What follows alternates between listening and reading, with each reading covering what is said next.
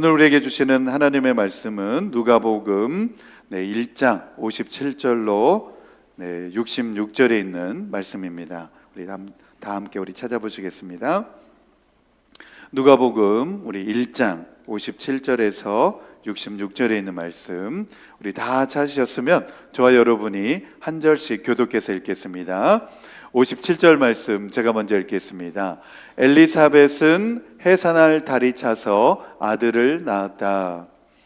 이웃 사람들과 친척들은 주님께서 큰 자비를 그에게 베푸셨다는 말을 듣고서 그와 함께 기뻐하였다. 아기가 태어난 지 8일째 되는 날에 그들은 아기에게 할례를 행하러 와서 그의 아버지의 이름을 따서 그를 사가랴라고 하고자 하였다.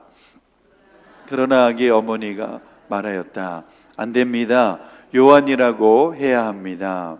사람들이 말하였다. 당신의 친척 가운데에는 아무도 이런 이름을 가진 사람이 없습니다.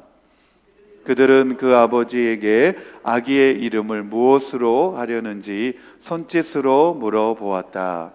그가 서판을 달라 하여 그의 이름은 요한이다 하고 쓰니 모두들 이상히 여겼다. 그런데 그의 입이 곧 열리고 혀가 풀려서 말을 하며 하나님을 찬양하였다. 이웃 사람들은 모두 두려워하였다. 이 모든 이야기는 유대 온 산골에 두루 퍼졌다.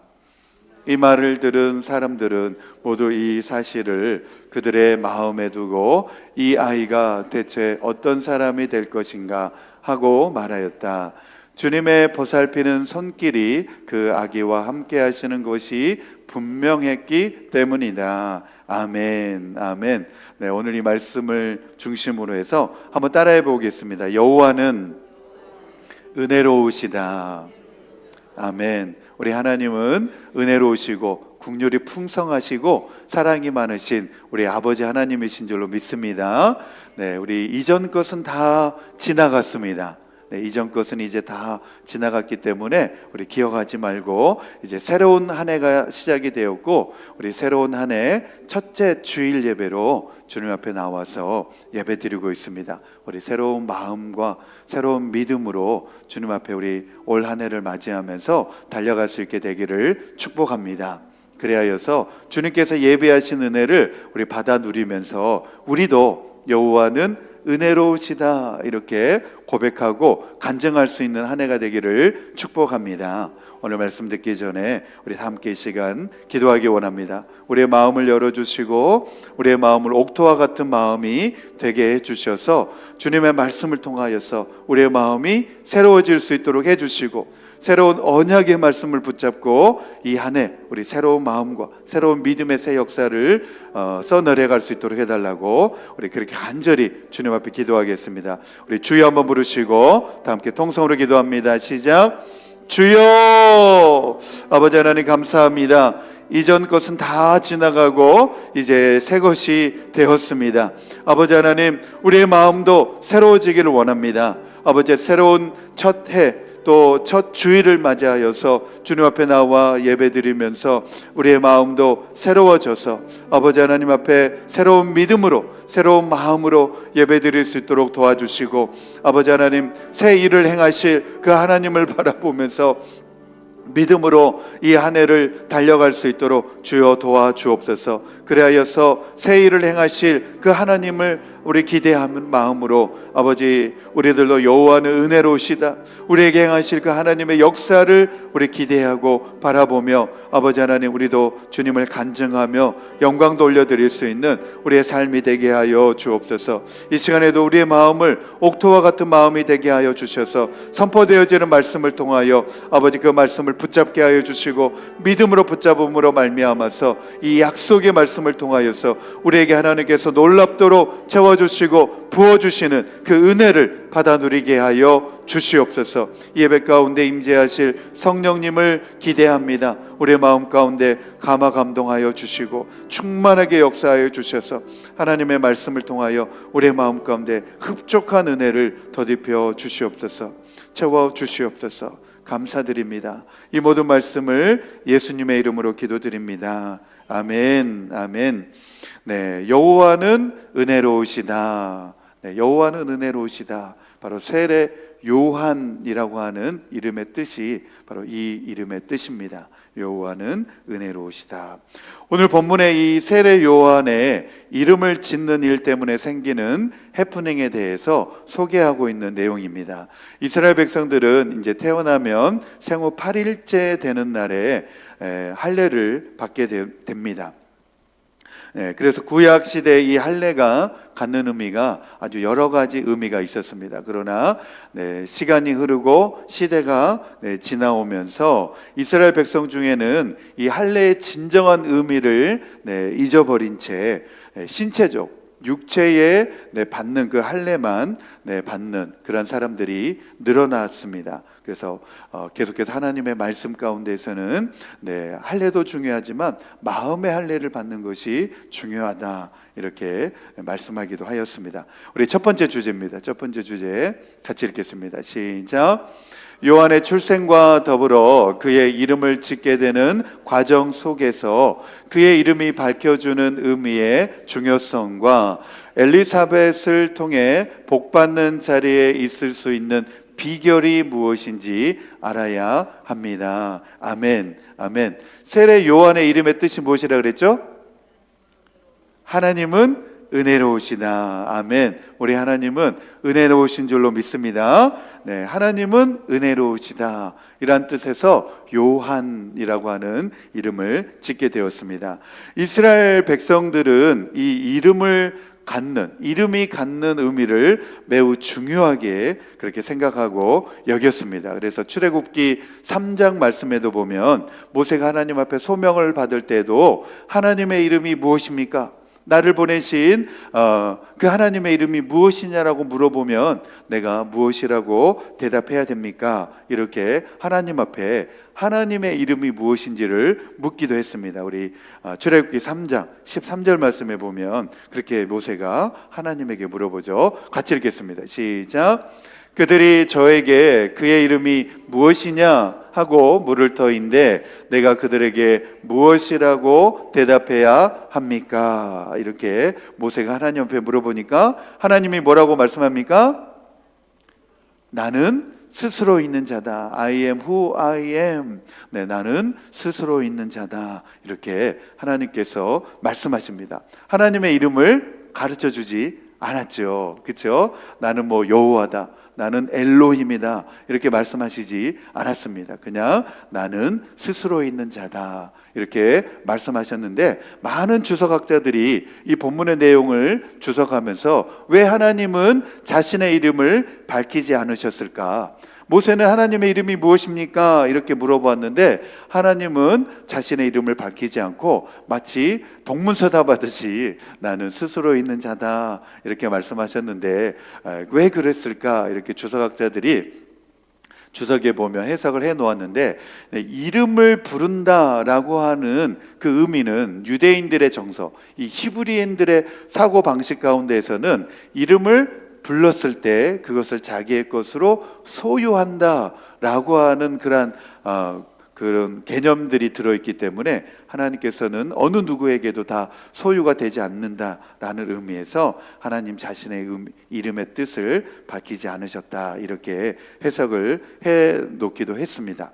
이름, 단순한 호칭 그 이상의 의미로서 그 사람의 기질과 또 성품과 지위와 또 생애를 반영하는 아주 복합적인 작용을 하고 있는 것으로 우리는 생각을 해볼 수가 있습니다. 그래서 특별히 이 고대 세계에서 권력자들은 자기의 사신들에게 타인에게 어떤 사신들을 보낼 때에 자기의 사신에게 자신의 권위를 위임한다 라고 하는 의미에서 어떤 도장이나 또 어떤 명호 그런 것들을 줘가지고 거기에 편지에다가 이렇게 자기의 이름을 새겨가지고 사용했던 것을 볼 수가 있습니다. 신약 시대에도 보면 사도들이 자신의 권위로서 사역을 했던 것이 아니라 바로 예수 그리스도의 사신이다. 자신을 예수 그리스도께서 보내신 사신이다. 그래서 예수 그리스도의 이름을 사용하여서 그 권위를 빌려서 사도의 그 권위로 사역을 했던 것을 볼 수가 있습니다. 창세기에도 보면 아담이 동물들에게 이름을 지어주는 그 행위를 통해서 동물들의 지배권과 소유권을 행사하는 것을 볼 수 있습니다. 그래서 아담이 이름을 짓는 것이 그대로 그 이름이 되었더라, 이렇게 창세기에 보면 그렇게 나와 있습니다. 그래서 우리가 이름이라고 하는 의미가 갖는 것이 상당히 중요한 의미를 가지고 있다는 것을 우리가 생각을 해볼 수가 있습니다. 그래서 유대인들은 어린아이가 태어나면 할례의식을 행하고 나서 주변 이웃들과 또 친족들이 다 모여있는 자리에서 그 아기의 이름을 함께 지어주는 그런 관습, 오랜 그런 관습을 가지고 있었습니다. 우리 누가복음 1장 우리 59절에서 62절 말씀 같이 읽겠습니다. 시작. 아기가 태어난 지 8일째 되는 날에 그들은 아기에게 할례를 행하러 와서 그의 아버지의 이름을 따서 그를 사가랴라고 하고자 하였다. 그러나 아기 어머니가 말하였다. 안 됩니다. 요한이라고 해야 합니다. 사람들이 말하였다. 당신의 친척 가운데는 아무도 이런 이름을 가진 사람이 없습니다. 그들은 그 아버지에게 아기의 이름을 무엇으로 하려는지 손짓으로 물어보았다 그랬습니다. 우리 한국 사람들은 좀처럼 아버지의 이름을 따가지고 자기 자녀의 이름을 그대로 이렇게 짓는 경우는 거의 잘 없죠, 그렇죠? 아버지의 이름 그대로 막 자기 자녀의 이름을 짓는 경우는 없습니다. 그러나 미국 사람들이나 저 유럽에 있는 사람들은 아버지의 이름, 그래서 아버지 1세 또 2세 이렇게 이름을 짓는 경우가 흔하였습니다. 그래서 세례요한도 마찬가지입니다.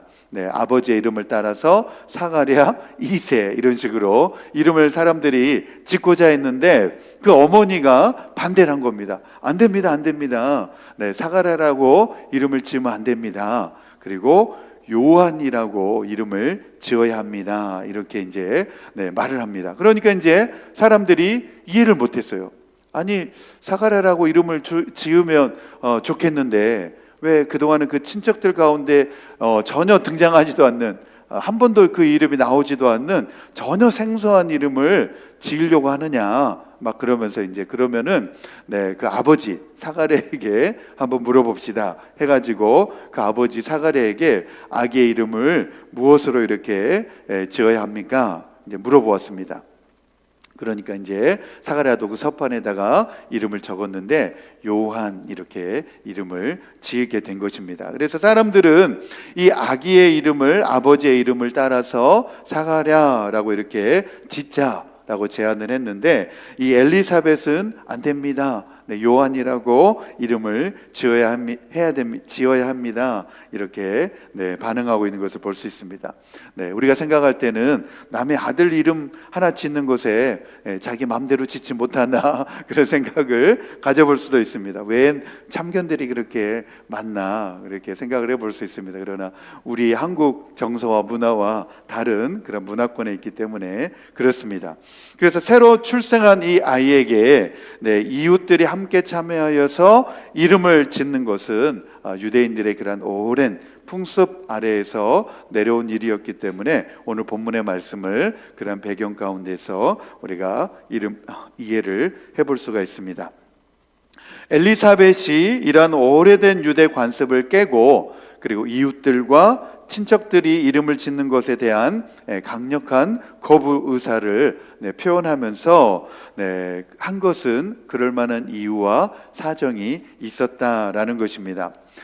우리가 이 사건을 바라볼 때에 믿음의 시각으로 보느냐 또 믿음의 시각으로 보지 않느냐의 그런 차이 가운데서 이 말씀을 바라보아야 우리가 제대로 이해를 할 수가 있습니다.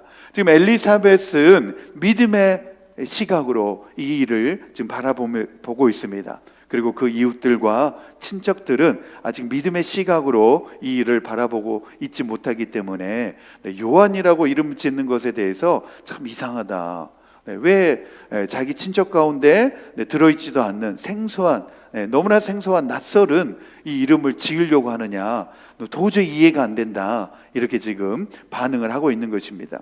여러분, 믿음 없는 사람들은 매번 세상적인 논리를 앞장세워서 하나님의 일을 그르칠 때가 많이 있습니다. 세상적인 논리, 세상적인 관념, 그것들을 교회 안에서도 들여와서 앞장세우고 그것을 주장하기 때문에 하나님의 일을 그르칠 때가 많이 있다는 겁니다. 세상적인 논리가 교회 안에까지 들어와서 판을 치다 보면 어떤 일들이 벌어지게 되냐면 교회가 세속화되어집니다. 이게 이제 교회의 가장 영적인 심각한 문제입니다. 자꾸 세상적인 논리를 앞세워가지고, 정치적인 논리를 앞세워가지고 교회 안에서까지 그렇게 주장하다 보면 교회는 세속화가 되어지고 변질되어지고 순식간에 교회가 타락하게 되어져 있습니다. 그렇다 보니까 세상 사람들이 교회를 손가락질하는 이유도 바로 그렇기 때문에 그렇습니다.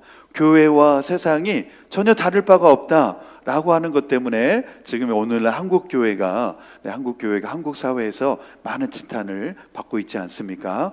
교회가 세상적인 논리, 세속화되어지면 이렇게 세상의 사람들에게 손가락질을 당하게 되는 것입니다. 믿지 않는 사람들도 교회는 세상과 다르기를 기대하는 마음들이 있기 때문에 그렇습니다.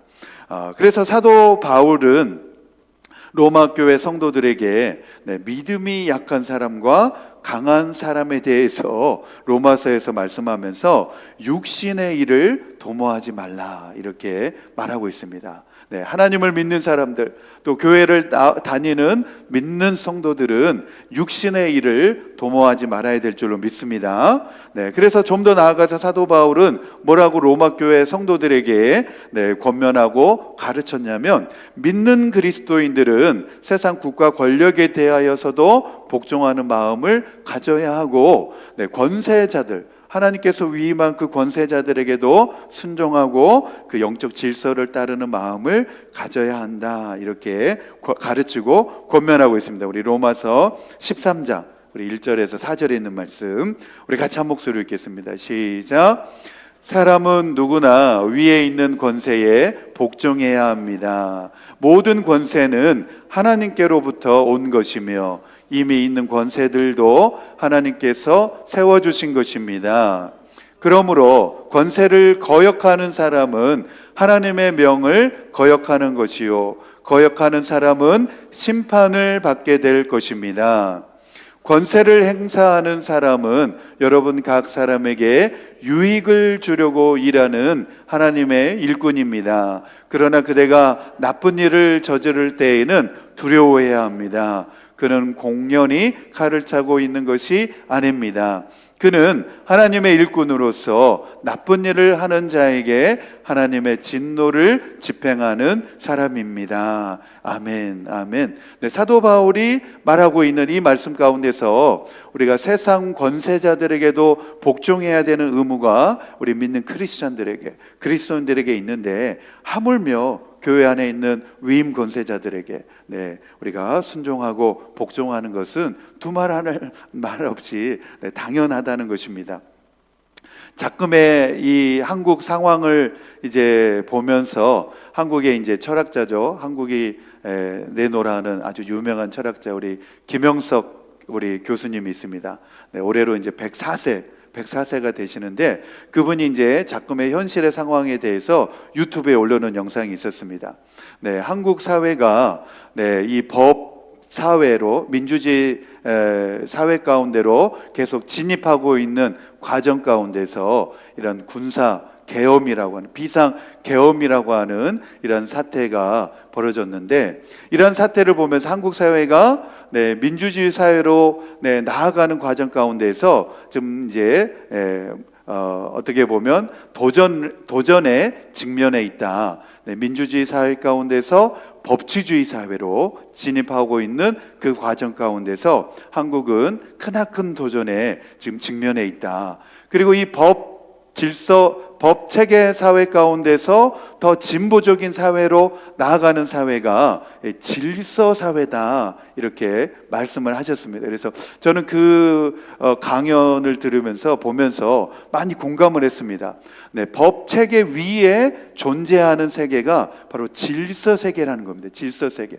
그래서 한국 사회가 이 법 체계 속에서 이제 질서 사회로 나아가고자 하는 그 상황 가운데서 큰 위기에, 큰 도전에 직면해 있는 상황이다, 이렇게 지금 이제 해석을 해 놓았는데, 이게 무슨 말입니까? 네, 법 위에, 법 체계 위에 더 나은, 더 발전된 그런 의식 사회가 질서 세계라는 겁니다. 질서 세계. 그러니까 질서가 잘 잡혀져 있으면 굳이 법이 필요하지 않는 사회가 된다는 것입니다. 그래서 교회에는 질서가 있어야 되는 것입니다. 네, 교회도 우리가 단체 생활을 하는 곳이기 때문에 네, 질서가 있어야 되는 것입니다. 그래서 위임 권위에 우리가 잘 따르고 순종하면서 교회 질서가 필요한 것입니다. 이 교회 질서가 무너지게 되면 그때부터는 이제 네, 법을 말하게 되어 있는 것입니다. 그래서 우리가 법을 말하기 이전에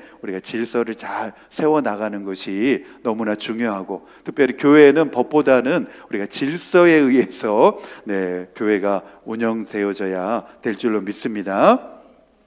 믿음이 있는 사람들은 이렇게 어떤 말이 믿음에 속한 말인지, 그리고 신앙에 유익을 주는 말인지를 너무나 잘 이해하고 분별합니다. 엘리사벳은 유대의 오랜 전통과 관습에 따라서 사람들이 지어준 이름 그대로 사용하기를 거부하고 믿음을 따라서 천사가 자기 남편 사가랴에게 말씀하여 준 그 내용을 듣고 믿음을 따라서 그대로 순종하기로 한 것입니다. 그래서 이웃들과 그리고 자신의 친족들이 아기의 이름을 사가랴라고 이름을 짓자라고 했을 때도 아니다, 천사를 통하여서 알려준 이름이 있기 때문에 우리는 이 아이의 이름을 요한이라고 지어야 된다, 이렇게 믿음을 따라서 그렇게 순종하고 있는 모습을 볼 수가 있습니다. 사람들은 엘리사벳의 이러한 행동이 전혀 이해가 되지 않았습니다. 그리고 의아했습니다. 아니, 우리 친족 중에도 전혀 사용하지 않았던 너무나 생소한 이름을 이 아이에게 지으려고 하느냐, 이렇게 반응합니다. 그래서 61절 말씀에 보면 그렇죠. 사람들이 말하였다. 당신의 친척 가운데는 아무도 이런 이름을 가진 사람이 없습니다. 그럼에도 불구하고 왜 이런 이름을, 요한이라고 하는 이름을 지으려고 합니까? 이렇게 의아해하고 있는 것을 볼 수가 있습니다. 우리 다시 한번 우리 누가복음 1장 우리 13절에서 16절 말씀 읽어보겠습니다. 왜 엘리사벳이 아기의 이름을 요한이라고 지으려고 했는지 그 이유가 바로 이 본문 가운데 나오고 있습니다. 우리 13절에서 16절 같이 읽겠습니다. 시작. 천사가 그에게 말하였다. 사가랴야, 두려워하지 말아라. 내 간구를 주님께서 들어주셨다. 내 아내 엘리사벳이 너에게 아들을 낳아줄 것이니 그 이름을 요한이라고 하여라. 그 아들은 내게 기쁨과 즐거움이 되고 많은 사람이 그의 출생을 기뻐할 것이다. 그는 주님께서 보시기에 큰 인물이 될 것이다. 그는 포도주와 독한 술을 입에 대지 않을 것이요, 어머니 뱃속에 있을 때부터 성령을 충만하게 받을 것이며 이스라엘 자손 가운데서 많은 사람을 그들의 주 하나님께로 돌아오게 할 것이다. 아멘. 많은 사람을 그들의 주 하나님께로 돌아오게 할 것이다. 그래서 요한은 은혜로우시다 라고 하는 의미에서 요한이라고 하는 이름을 짓게 되어집니다. 천사가 그의 이름을, 그 아기의 이름을 요한이라고 하여라, 이렇게 사가랴에게 알려주었습니다. 그래서 요한이라고 하는 이름의 뜻을 요한은 은혜로우시다, 이란 이름의 뜻으로 이렇게 짓고자 했던 것입니다. 그러면 엘리사벳은 이러한 일들을 어떻게 할 수 있었는가? 그래서 많은 주석학자들이 여러 가지 해석을 해 놓았습니다. 성령이 충만했기 때문에 성령님이 알려주셨을 것이다. 또 어떤 분들은 집안에서 남편이 말을 못하니까 서판에다 글을 써가면서 무슨 일이 있었느냐, 그리고 사가랴가 엘리사벳이 임신할 것이다. 그리고 그 아이의 이름을 요한이라고 하라고 천사가 알려주셨다. 그래가지고 엘리사벳이 그 모든 내막을 다 알고 아기의 이름을 요한이라 지어야 된다. 이렇게 주장했다고 말하고 있습니다. 그래서 이 요한은 은혜로우시다 라고 하는 이 이름의 뜻 가운데에는 세 가지 아주 중요한 의미심장한 내용들이 이 속에 들어있습니다. 첫 번째로는 노년기에 이르도록 무자하였던 사가랴 부부에게 요한이 태어남으로 하나님의 은혜였다라고 하는 그런 고백이 이 요한이라고 하는 이름의 뜻에 담겨 있다는 것입니다. 두 번째로는 이 요한의 탄생과 더불어서 사가랴에게 내려졌던 하나님의 징계가 바로 그 시점으로 철회되었기 때문에 그것 또한 하나님의 은혜였다라고 하는 의미에서 이름을 그렇게 뜻이 밝혀지고 있고, 마지막 세 번째로는 장차 이 요한의 메시지를 듣고 많은 사람들이 하나님께로 돌아오기 때문에 더욱 큰 은혜였다라고 하는 의미에서 이 이름의 뜻이 이런 중요한 세 가지의 내용을 강조하고 있다, 이렇게 밝히고 있습니다. 상당히 공감이 되는 내용입니다. 저와 여러분의 매일매일의 삶 가운데에서도 바로 이러한 하나님의 은혜를 경험할 수 있게 되기를 축복합니다. 아멘, 아멘. 앞으로 우리 새해에 대해서 매일매일 우리 살아가는 우리 일상의 삶 가운데서도 많은 어려운 또 힘든 일들을 우리가 만날 수 있습니다. 우리 그때마다 기도하면서 하나님의 도우심을 받아서 이 일이 하나님의 도우심으로, 하나님의 은혜로 해결받았다, 이렇게 고백할 수 있고 간증할 수 있는 저와 여러분 되기를 축복합니다.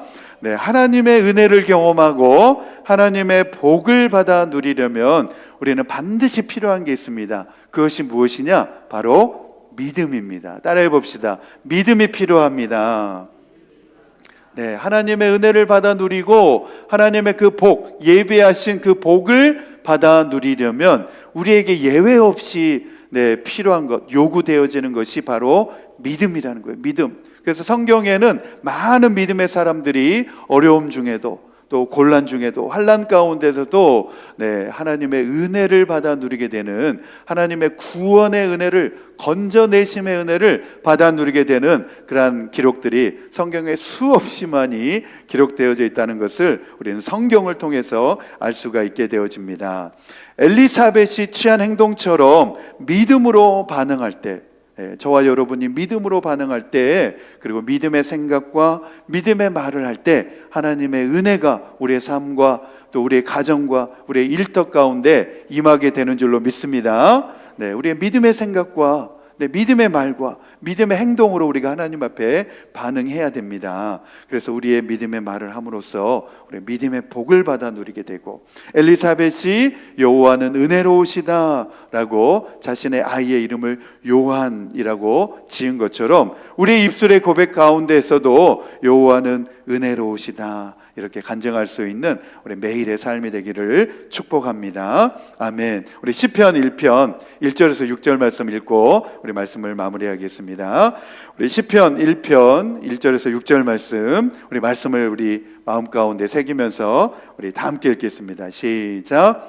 복 있는 사람은 악인의 꾀를 따르지 아니하며 죄인의 길에 서지 아니하며 오만한 자의 자리에 앉지 아니하며 오로지 주님의 율법을 즐거워하며 밤낮으로 율법을 묵상하는 사람이다.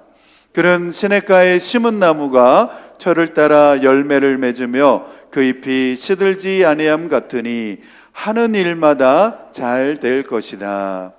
그러나 악인은 그렇지 않으니 한낮 바람에 흩날리는 쭉정이와 같다. 그러므로 악인은 심판을 받을 때에 몸을 가누지 못하며 죄인은 의인의 모임에 참여하지 못한다. 그렇다. 의인의 길은 주님께서 인정하시지만 악인의 길은 망할 것이다. 아멘, 아멘. 이 말씀은 진리의 말씀인 줄로 믿습니다. 살아계신 하나님의 말씀이요, 진리의 말씀입니다. 시편 1편 주석의 이 내용 가운데 보니까 복에 대해서 이렇게 정의를 해 놓았습니다.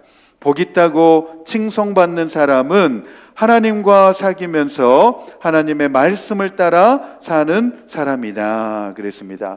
그래서 2절에 보면 두 가지로 그 내용을 정의해 놓고 있습니다. 한번 읽어보겠습니다. 첫 번째, 시작. 오로지 주님의 율법을 즐거워하며 그랬습니다. 네, 주님의 말씀을 즐거워하며, 주님의 말씀은 기록된 성경 말씀과 선포되어지는 설교 말씀입니다.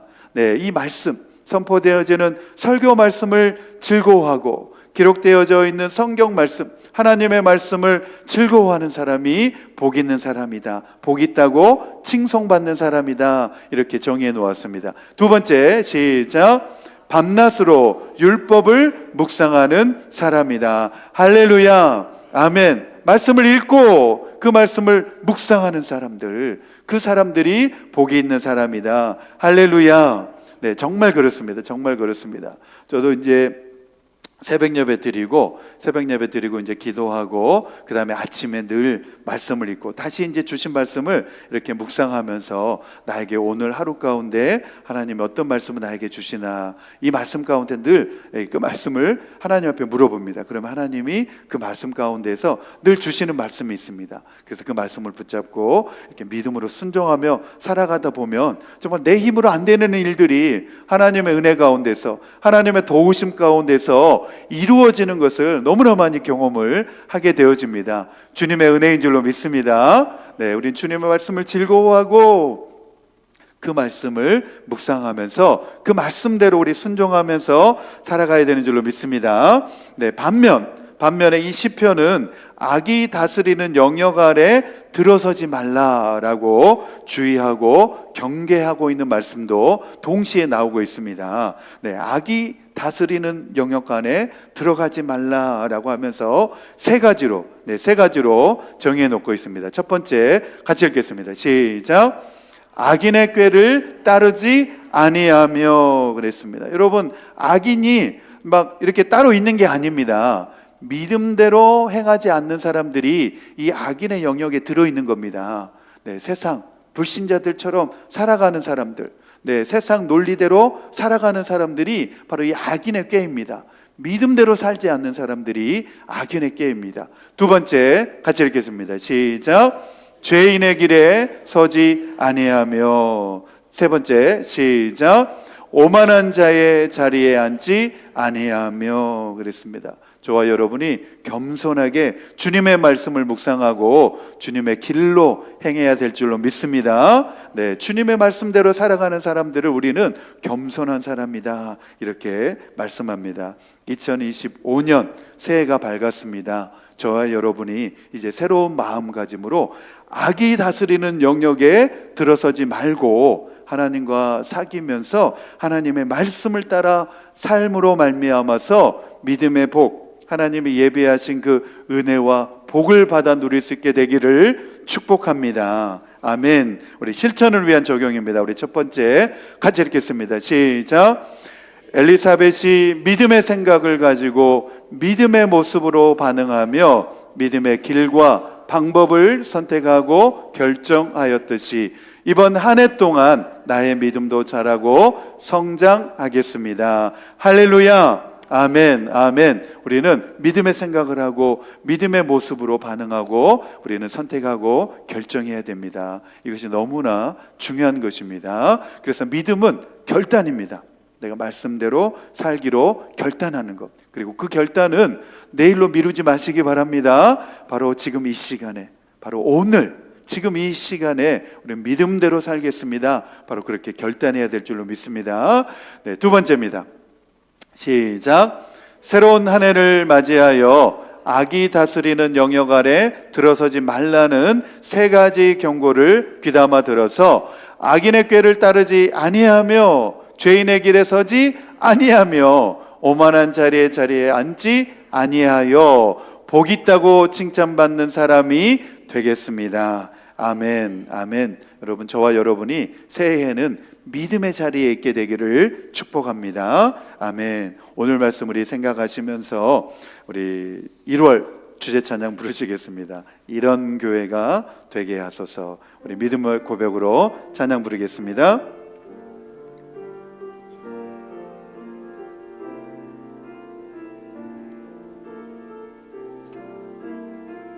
진정한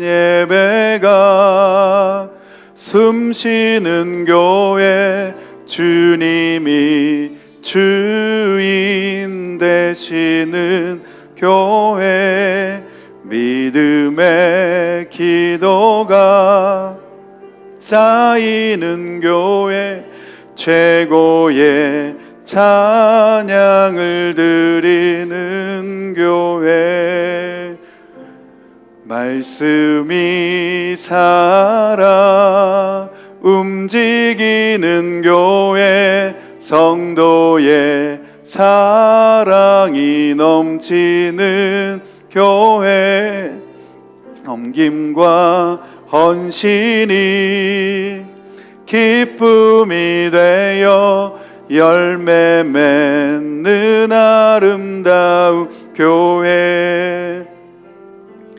주님의 마음 닮아서 이웃을 사랑하는 교회,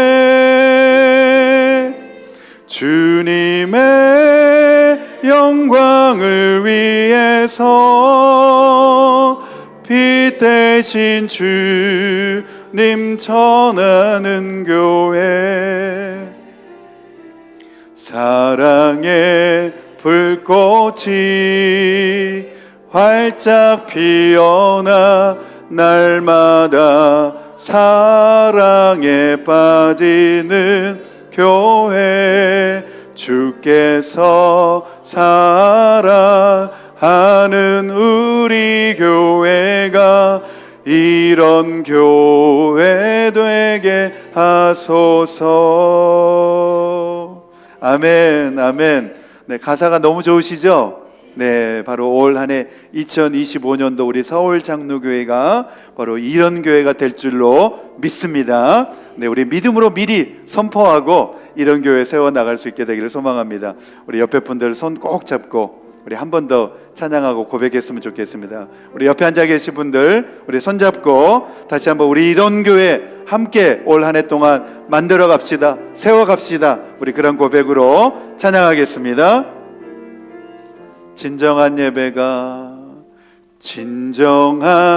예배가 숨쉬는 교회, 주님이 주인 되시는 교회, 믿음의 기도가 쌓이는 교회, 최고의 찬양을 드리는 교회, 말씀이 살아 움직이는 교회, 성도의 사랑이 넘치는 교회, 섬김과 헌신이 기쁨이 되어 열매 맺는 아름다운 교회,